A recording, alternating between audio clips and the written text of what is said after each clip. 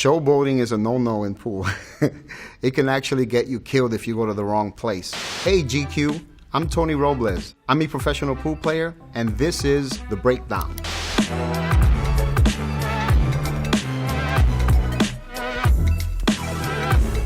First up, The Hustler.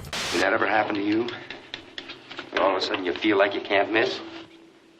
A hustler in pool is a player that pretends that he or she cannot play in the hopes of getting a high-stakes game. It is very rare that you'll see hustling nowadays. It used to be a pretty big thing back in the days, but the pool scene has changed so much to the point when you walk in a pool hall, you see families playing pool. One ball, corner pocket. Some players can spot hustlers very easily, and some cannot. I knew this one player, and he would practice aiming where he would stroke the cue stick back and forth. He would go to the side, kind of like a crooked stroke.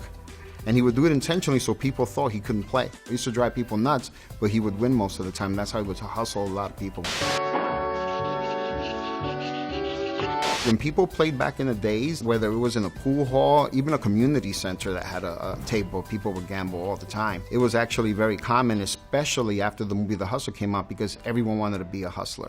The word pool came from betting parlors on horse races, and where they used to put a pool of money together to bet on races, and eventually they wound up putting pool tables there in order to keep people busy in between races. I dreamed about this game, fat man. I dreamed about this game every night on the road.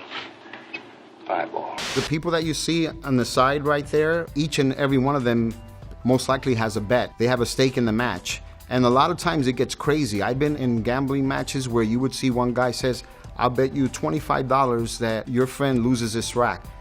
Well, I'll bet you $1,000 that he loses a rack. So a lot of times the bets change depending on who's there. If they see someone that has a lot of money is willing to bet, they'll go all out and take the risk of either, losing a lot or winning a lot. Most of the time when players gamble in a bar, the owners don't know about it. There are places that forbid it, but there really aren't too many. But most matches actually take place in a pool hall. 2 ball, side pocket.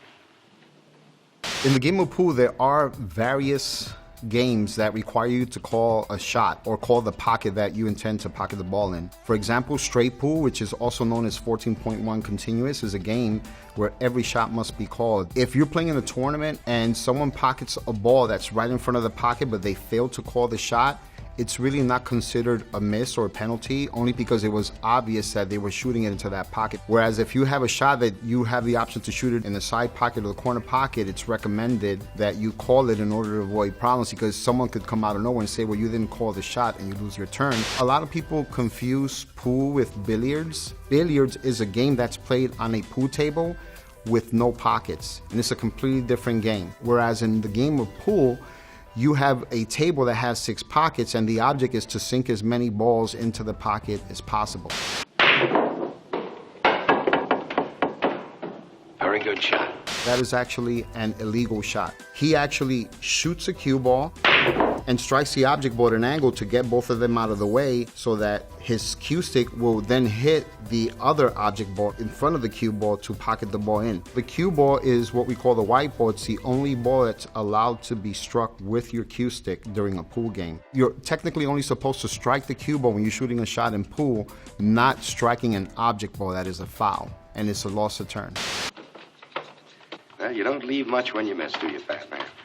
I highly recommend chalking the cue stick before each and every single shot. The chalk is needed to create the friction that's necessary in order to strike the cue ball correctly, because if you fail to chalk up, then the tip starts to slide off the cue ball itself, and that's what we call a miscue, and you will lose the ability to strike the ball exactly the way you want it to. Paul Newman actually studied the game a bit for this movie. He's hitting every single shot very hard. And in addition to that, anyone that plays real pool knows that you're supposed to have a pre-shot routine. That's the steps that are necessary in order to execute a shot. If you notice in that scene, he's already down on the shot and waiting for the cue ball to stop, which means he hasn't lined up his body with the shot, so there's a good chance that he probably missed that shot. You want to make sure, assuming the shot is that way, that your body is lined up in a perfectly straight line with the shot. So what you want to do is you want to make sure that your right foot is underneath the cue stick. That keeps everything else in line as far as the head, the shoulder, the elbow, and the wrist. So that way you can go in a dead straight line as you're following through once you've struck the ball. One ball in the corner pocket.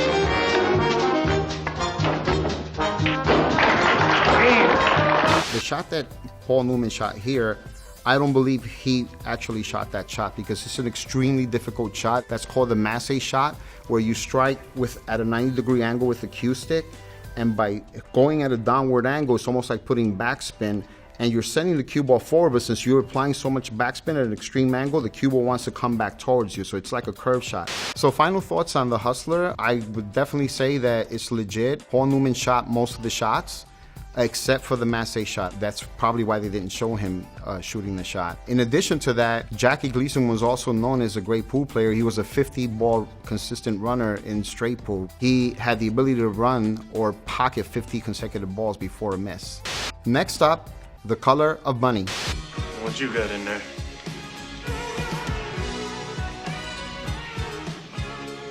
Doom. The reason why most of them are two-piece is because it makes it easier to transport. It is normal for players to have their own cue when they go to a pool room, because once you get used to a specific weight and a feel and a millimeter of the shaft, that if you were to grab another cue, it actually feels alien. There was a very famous custom cue maker by the name of George Balabushka, and he has always been considered to make the greatest pool cues. What Tom Cruise has in this scene is a Balabushka cue. I've seen some Balabushka cues sell for as much as $80,000.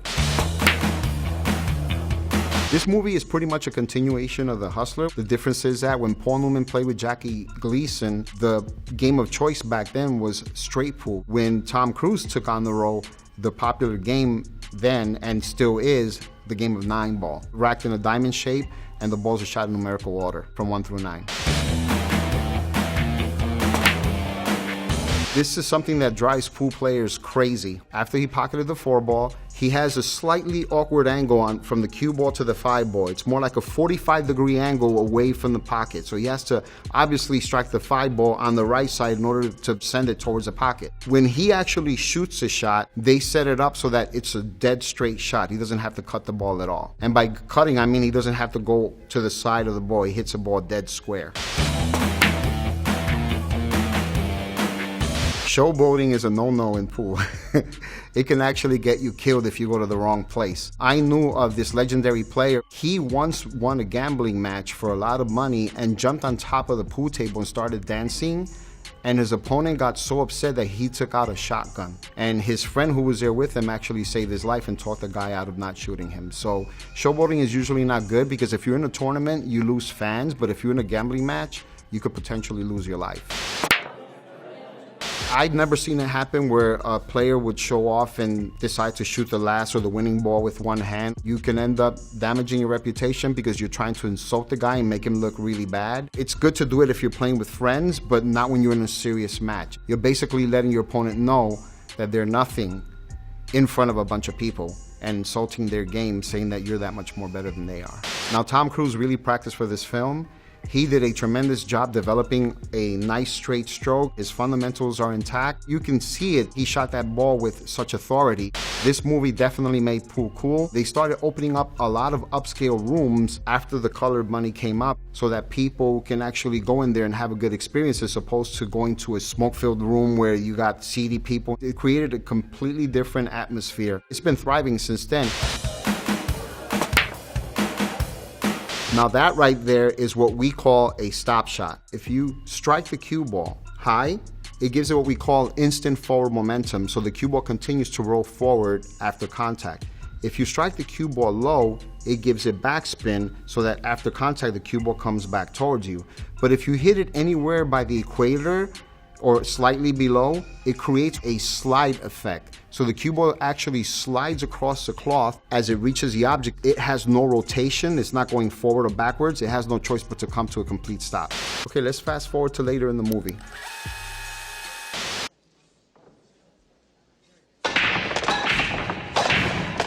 Breaking is when you strike the cue ball as hard as possible to spread the balls as much as you can and hopefully pocket a ball during the break. If you pocket a ball, you continue your inning. At the pro level, if you fail to pocket a ball on the break, your opponent is going to clear the table. It's like any other shot in pool, you have to practice it a lot in order to master it. As far as the setup is concerned for the tournament, the actual layout of the tables, I thought they did a fantastic job because that's what it looks like for most pro tournaments. They keep a certain distance between tables to make sure that the players don't get in each other's way when they're trying to shoot. Anytime you go to a professional pool tournament, you will see a 4.5 by 9 table. If you go to a bar, most of the time it's 3.5 by 7 because it makes it easier for them to put more than one. The way the scoring system works, it all depends on the game that you're playing. If you're playing, let's say, 8 ball or 9 ball, they play what we call a race. So if, let's say, we play a race to 7, the first player to win 7 games wins a match. And in most pool halls you go to, they have a scoring system. They have what they call beads that are above the table where you can slide them over every time you win a rack.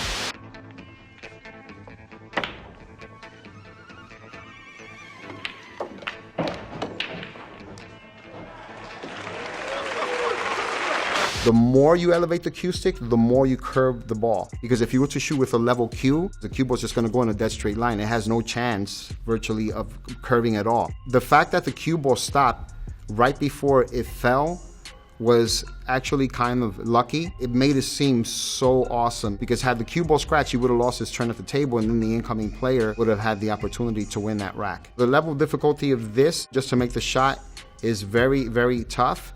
But it's even tougher to avoid a scratch. A scratch is when the cue ball is pocketed and is considered a foul. So once you commit a foul, you lose your turn at the table, and depending where you're playing at, the incoming player either gets to take the cue ball in their hand, that's what we call ball in hand, and place it anywhere on the table, or if you play by the traditional rules, the incoming player gets ball in hand behind the line.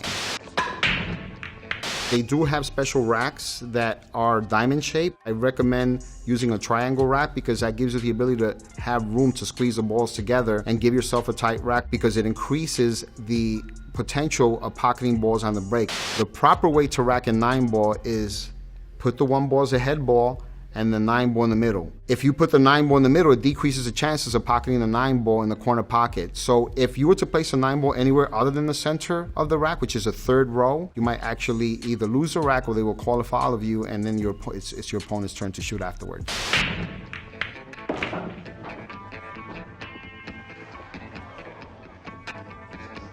In 9 ball, you must strike the lowest ball first, which is a 1 ball. So the 1 literally stopped right in front of the 9. So his opponent, when he saw that, he got disgusted and he just gave him the game because he know that there's no way a player's ever going to miss a shot that's easy. And in some tournaments, you actually get a warning for bad sportsmanship or you forfeit the match. 9 ball is considered a lucky game because you are not required to call the pocket at all. Whereas 8 ball or straight pool normally require you to call the pocket, but there are some leagues and tournaments that don't require to call the shots in the game of 8 ball. So 8 ball has a different set of rules depending where you go. Next up, Seinfeld. So what's your game? What do you like to play? 8 ball. Everyone's different. You have more people that have sweat in their hands more than others. I've never had that problem my entire career, so I never use powder. But if you go into a place that has poor air conditioning or no air conditioning at all, and it's very humid, regardless of whether you have sweaty palms or not, that cue stick is gonna stick to your skin and it will be almost impossible to slide it in a smooth straight line. He's exaggerating it here, I guess, to be funny, but back in the days, with the old pool halls, you used to have a big chunk of chalk like this, where you would just rub your hand on it and then you were ready to go before you played. I'll break. A lot of people get confused. They believe that the cue ball must go on the head spot, which is a spot by where you break from. They have a black line that's drawn right by where the spot is. You can pretty much place the cue ball anywhere behind that line. It doesn't necessarily have to be right on the spot. You'll notice that the line that's drawn to place the cue ball behind the line to break is always located by the second diamond. Every table has diamonds in the side, and that's where they normally draw the line by the head of the table.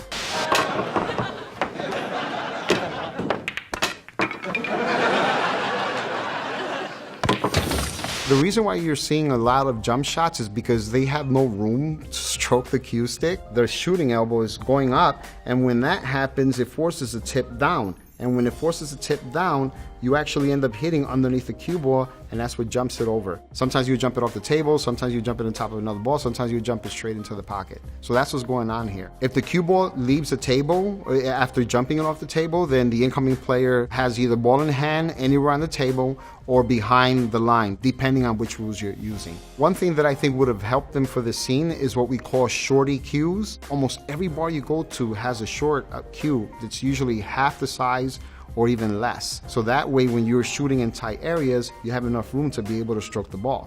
The baton. Yeah, I've got a hunch, fat man, I can't miss. 14 on the side.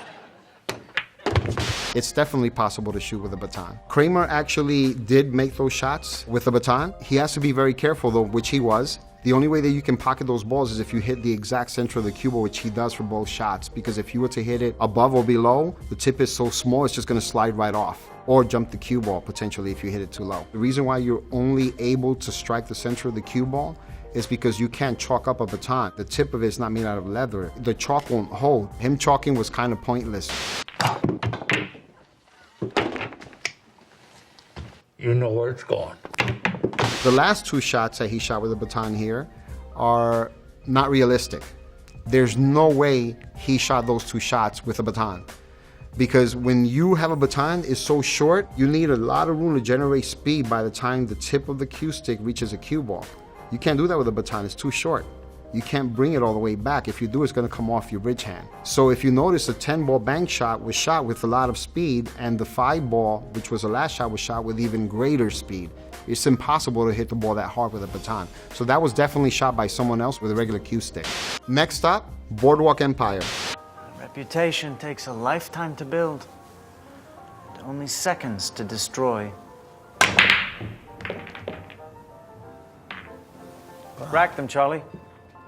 I had the pleasure of working with Michael Stuhlbarg and Vincent Piazza for this scene. This shot was extremely difficult to teach to Michael because he didn't really have a pool background, and it took him 1 week before he actually made it the first time. The shot that Michael shoots in this scene is considered a trick shot. A trick shot is a series of shots where you actually set up the balls yourself, so that way you increase the chances of making multiple balls in one shot. When he strikes a cue ball and hits the first ball to the left, that ball makes contact with the ball that's far in the front, and it shoots it straight to the corner pocket, and then the ball that just came off, the cue ball, will bank one rail into the corner pocket, and then the cue ball will carry him and strike the third ball and send them to the same pocket. It's a really neat shot because all three balls go in the same pocket. I like to call the shot follow the leader. Trick shots are allowed in games as long as you don't touch the balls. So trick shots don't really exist in the game of pool. It's something that you actually set up for like a party. I understand you're interested in the liquor business. Who's interested in making dough? Piles of it.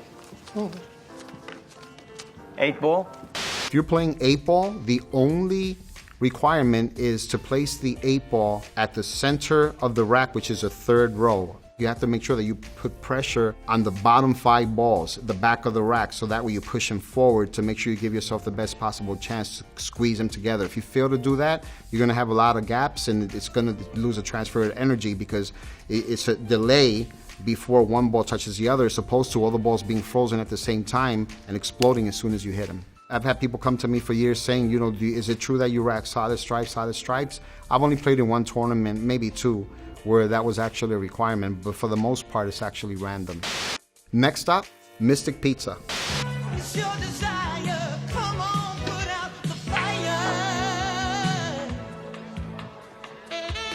Sorry, partner. His stance is correct. Everything seems fine except his bridge. His bridge is completely off. A bridge, or a pool bridge, is the hand placement on the table. That's what you use to slide the cue stick off your hand in order to strike the cue ball. See, the fingers are supposed to always stay together like this, kind of like a 90-degree angle over here, right there. His is like this, separated.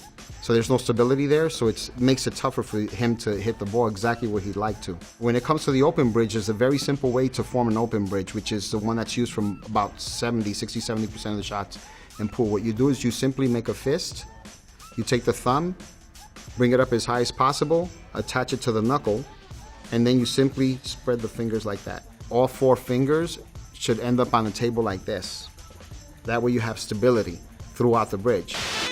Sorry, partner. The rules are actually the same when you play what we call Scotch doubles. Now, Scotch doubles can be played one of 2 ways. If I have a partner and my partner shoots a shot and makes it, he or she can continue shooting until they miss. The other way to play it is alternate Scotch doubles, where we alternate shots.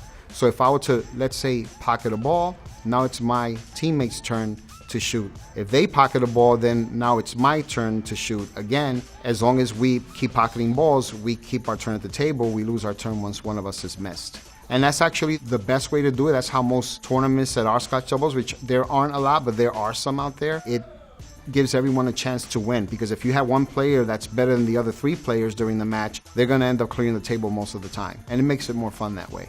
All right, here's what we want. Right down here, honey.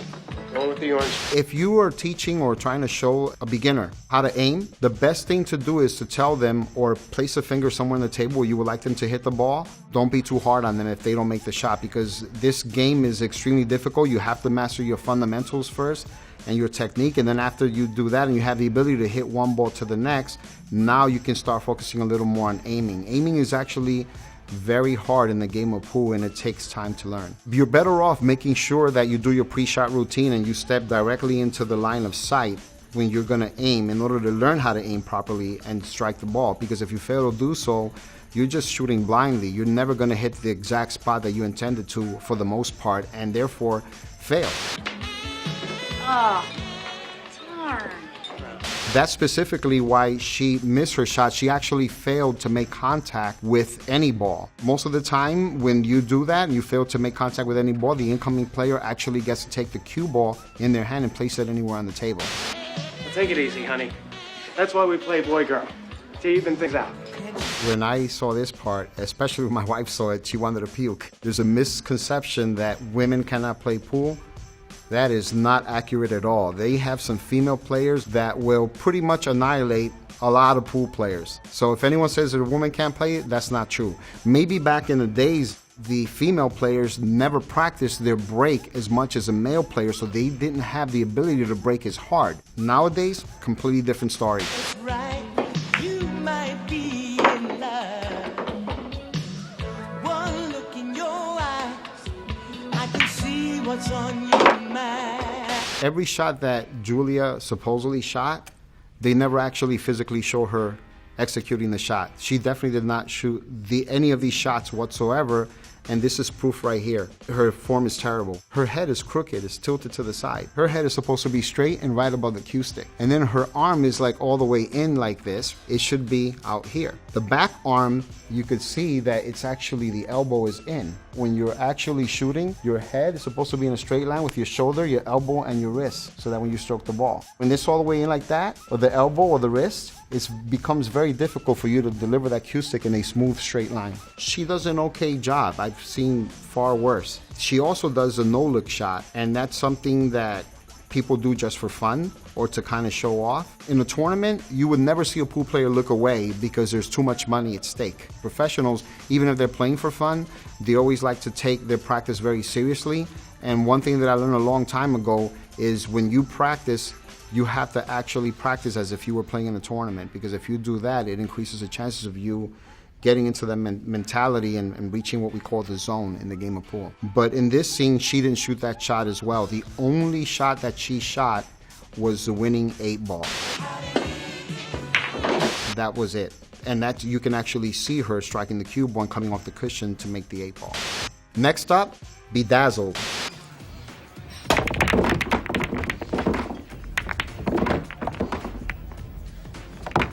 Oh, doggy! There is absolutely no way on planet Earth anyone could ever make that many balls in one shot. You have a better shot of hitting the sun with a snowball than you do making that. The most I ever made in a trick shot was like 13, maybe 14 balls. There is a shot that is possible to make, but you have to set it up, and it takes about 30 minutes to set up. But as far as randomly hitting a ball, It's impossible physically, because once the cue ball strikes an object ball, depending on how thick or thin it hits it, if it hits it dead square, the cue ball is going to lose all of its energy.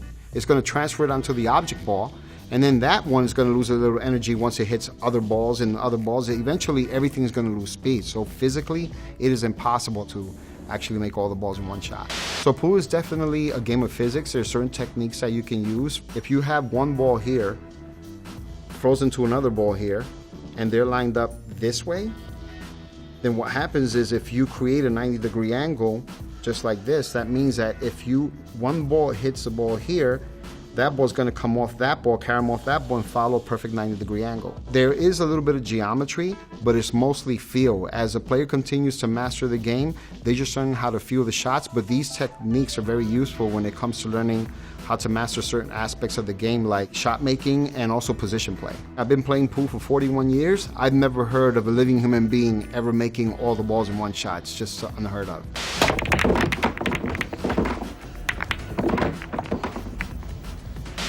Next up, Poolhall Junkies. I don't know, Nick. I think I gotta bank it. There's nothing else I can do. You can do it, kid. It's a two-rail safety. Oh, I think you're right. A bank shot is when you shoot the cue ball into an object ball, and the object ball comes off a cushion and goes into a pocket.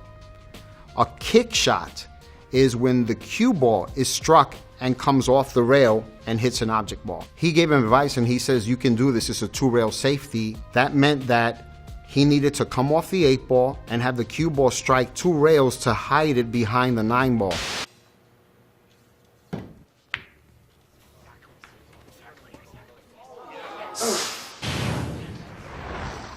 Good shot. So he needed to hit that ball or that shot with enough energy to get the 8 ball to stop in front of the 9, but at the same time have the cue ball go 2 rails and stop behind the 9 on the opposite side. It was actually a very good shot, because that shot is very tough to execute. The reason why he decided to shoot a safety versus an offensive shot is because the offensive shot, or the shot that he had in the 8 ball, was a very low percentage shot, because the 9 ball was actually preventing him from banking it 1 rail into the corner pocket. He could have tried to bank it in the opposite pocket. It didn't make any sense to take that risk.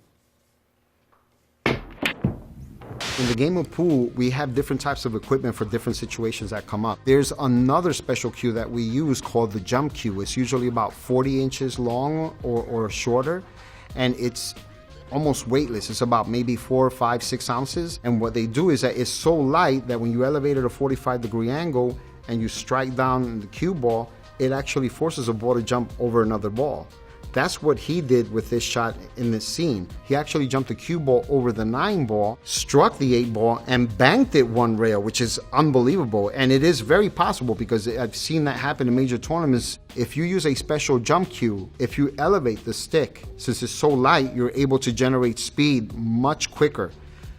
If you shoot at a 45-degree angle, hit it, it will come off the slate and the cloth and jump over the object ball. This one, when you scoop underneath, is illegal. The reason why players, especially pros, have jump cues is because whenever we use a jump cue, we normally aim the ball the same way we would if the ball in front that we're trying to jump over weren't there. So it increases the chances of us making the shot, as opposed to having the cue ball come off the cushion and hit the ball and you hoping and praying that it goes in.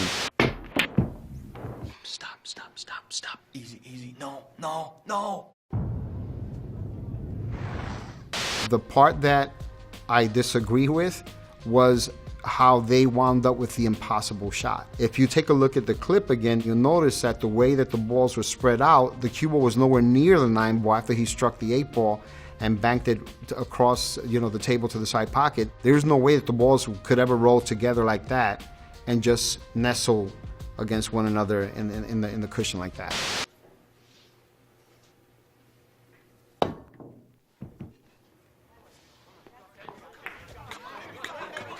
Get legs.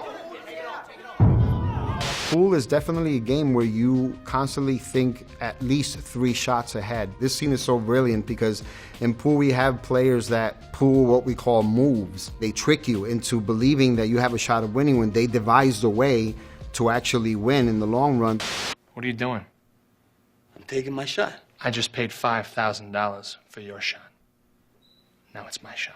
They never discussed that Mars Callahan would actually lose his turn. So that's why when he hit the shot, he hit it softly to stop it in front of the pocket, which is brilliant. So the difference between this shot and the shot in Bedazzled is the shot in Bedazzled really was impossible. There's no way you can make all the balls in one shot. Whereas this shot, if he would have hit it absolutely perfect, there's a very, very small chance that he might make the ball. For him to make that shot, he would have had to hit it so perfectly that he gets lucky to hit it exactly where he needs to after coming 1-2 cushions to make contact with the 9-board. It's very, very, very tough to make. At the pro level, you can be ranked #1 in the world and you're not guaranteed to make that shot. Thanks for watching the clips with me. I had a lot of fun doing this. Hope to see you next time.